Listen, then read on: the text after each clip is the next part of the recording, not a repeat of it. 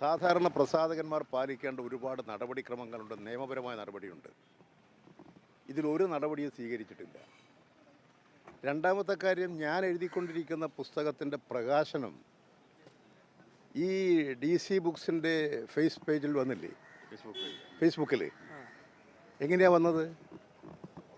ഞാൻ അറിയാതെ. അപ്പോൾ ഇത് ഒരു ബോധപൂർവമായിട്ടുള്ള നടപടിയല്ലേ എന്ന് മാത്രമല്ല, അവർ PDF മാറ്റിലല്ലേ വാട്സാപ്പിൽ കൊടുത്തത്.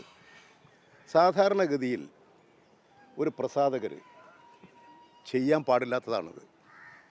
കാരണം അതിൻ്റെ പ്രചരണം വാട്സപ്പിലൂടെ വന്നു കഴിഞ്ഞാൽ പിന്നെ അതിൻ്റെ കോപ്പികളുടെ വിൽപ്പന കുറഞ്ഞു വരില്ലേ. ഒരു ബിസിനസ് സ്ഥാപനങ്ങൾ, പ്രസാധക പ്രസ്ഥാനങ്ങൾ ഇങ്ങനെ ആരെങ്കിലും ഇത്തരമൊരു നടപടി സ്വീകരിക്കുമോ? അപ്പോൾ തികച്ചും ആസൂത്രിതമാണത്. അതിൽ പ്രധാനമായൊരു കാര്യം, ഇത് തെരഞ്ഞെടുപ്പ് ദിവസമാണ്. പിന്നെ 3 ഉപതെരഞ്ഞെടുപ്പുകൾ നടക്കുന്നു 3 മണ്ഡലങ്ങളിൽ.